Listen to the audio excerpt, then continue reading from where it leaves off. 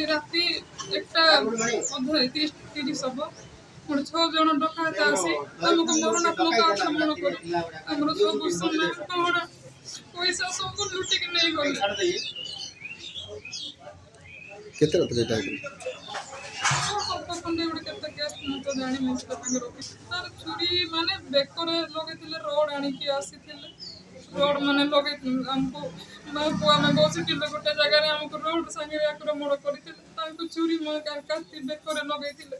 ମାରିଦବୁ ଟିକେ ସାଉଣ୍ଡ କଲେ ମାନେ